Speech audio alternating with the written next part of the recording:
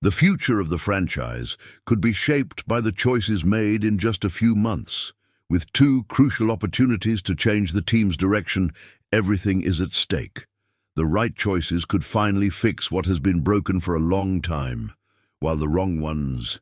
Well, we've seen this story before. It's about building a team that can truly compete, not just patching up flaws, but creating a solid foundation.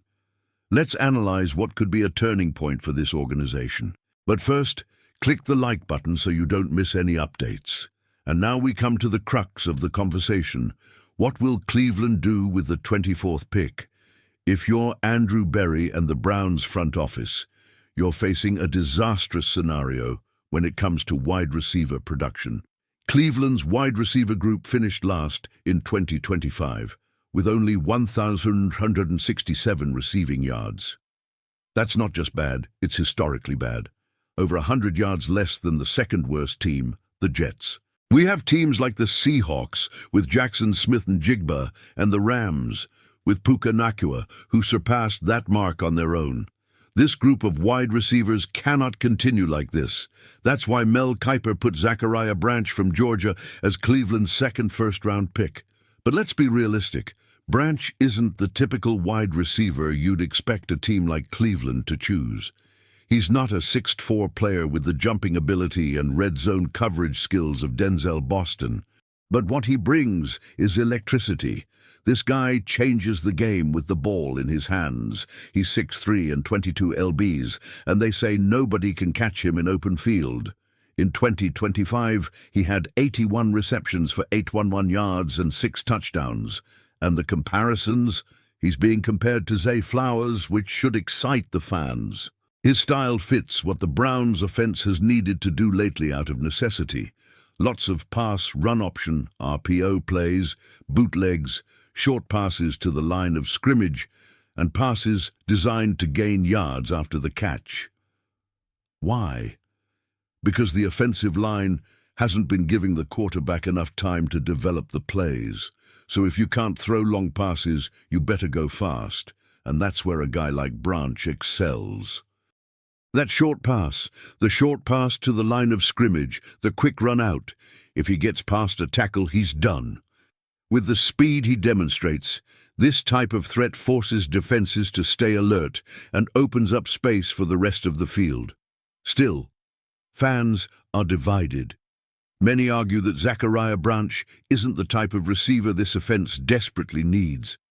The need for a physically imposing player capable of 50-50 ball control is valid, and Denzel Boston fits that profile perfectly. At 6'4", Boston is the definition of red zone imbalance. He scored 11 touchdowns in 2025, dropped only 2 passes all year, and averaged 14 yards per reception. That's production and reliability combined with a threat of explosive plays. He's projected to be selected by the Steelers in Kiper's projection, but there's speculation that Pittsburgh might use that pick for a quarterback.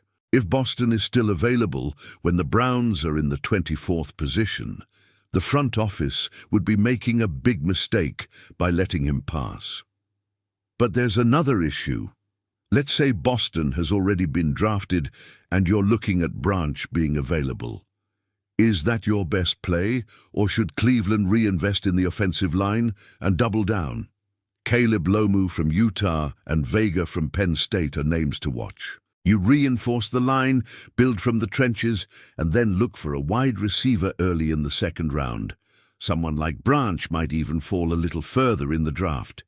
It all comes down to value and needs, and Cleveland, we can't afford to mess this up. Remember, this team made a trade with Jacksonville and came away with Quinshon Judkins, Mason Graham, and this extra first-round pick. They can't afford to waste it. The Jaguars made the playoffs without this pick, but Cleveland has the chance to make this trade look like a franchise-defining move if they get it right. There's also an interesting detail in all of this. Kiper had in mind Dane Brugler's previous simulation, where Brugler predicted Cleveland would choose a completely different receiver, Comption. Comparing Branch to Comption, Branch offers much more potential. Brugler's projection wasn't that exciting. But the idea of having a receiver who plays like Antonio Brown, someone who can catch a short pass and score a touchdown from anywhere on the field, that's what Branch offers if you trust his hands. Because that's been the problem in Cleveland. Think of Jerry Jeudy. All the speed in the world, but if the guy can't catch passes consistently, none of that matters. And Branch has already shown he can catch passes. But again, it all comes down to how you want this offense to evolve. Do you opt for a fast, versatile player like Branch and build the team around his speed? Or do you choose the traditional X-player receiver like Boston and give your quarterback a safety net? There's no wrong answer if either one excels, but there is a wrong answer if you let the one who proves to be special slip away. So Browns fans, here's the real question. Who do you want in the 24th? And if the Browns choose to ignore Branch and refocus on the offensive line with the 24th pick, there's a solid argument to be made. Caleb Lomu from Utah has all the tools to be an immediate starting guard or tackle, and Vega from Penn State brings raw power to the interior of the line, which could anchor it for years. This would give Cleveland a young and versatile defensive line to protect the quarterback and open up space for the running game. After all, the Browns have seen how teams like the Colts and Bears transformed their franchises starting with the offensive line. Jonathan Taylor's success in Indianapolis, Caleb Williams' transformation in Chicago, it all started on the front line. And there's another benefit to reinforcing the trenches. It offers options. If you strengthen the offensive line now, you won't have to desperately scramble to pick offensive linemen in future drafts. You can build your team around skill positions with more flexibility and even afford to bet higher on offensive players later. You could go back in the second round to pick a wide receiver who isn't selected. Maybe not Branch, maybe someone like those higher-level players we haven't mentioned yet. Those underrated names who often become productive starters in the NFL. Still, Zachariah Branch is hard to ignore. His game-changing potential is enough to make any offensive coordinator smile. He's the kind of weapon that forces defenses to worry about him on every play. Involve him in drive plays, short passes, turnovers. Just find creative ways to get the ball into his hands. If Cleveland can get a competent offensive line and still secure Branch, it will give the team a significant injection of speed they haven't had in years. And that brings us back to the hard truth. No matter which direction Cleveland takes, they can't afford to make mistakes. With 2 first-round picks, the pressure is on Andrew Berry to execute the plan. The selection of Fano at the 6th pick makes sense. He fills a glaring need with a prospect who has real all-pro potential. But the 24th pick, that's where legacies are built. That's where general managers solidify their reputation or end up answering tough questions in press conferences. You only get a few chances like that. And with the current state of Cleveland's receiving corps, it's clear that adding a dynamic receiver is a top priority. The truth is, the Browns are on the edge. They've built a defense led by the incomparable Myles Garrett. They have the foundation, but that offense needs firepower. Whether it's through Branch's speed, Boston's size, or brute force in the trenches, it's time to take the next step. You can't expect to compete in such a strong AFC without keeping pace on offense. Bengals, Chiefs, Dolphins, they all have weapons. Cleveland needs theirs, and for a moment, imagine what it would look like. Spencer Fano anchoring the offensive line, a healthy Davis Jones by your side, and Zachariah Branch on the move, drawing defenders, creating space, relieving pressure on the quarterback. Suddenly, the RPO pass-run option game works. Suddenly, play action becomes a reality. Suddenly, the Cleveland offense becomes something defenses really need to prepare for. It's not a dream, it's a reality in April.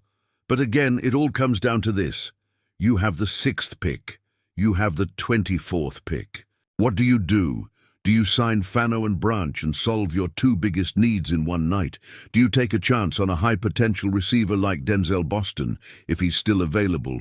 Or do you make the conservative, smart choice and bolster the offensive line with another big man? It's your team, Browns fans. You've endured the pain. You've seen the rebuilds, the false starts, the failed attempts. And now you have two chances, two big bets in the first round of the draft. The question is, which direction would you go? Leave your comments right now. What do you want the Browns to do with these first-round picks? Spencer Fano and Zachariah Branch? Fano and Boston?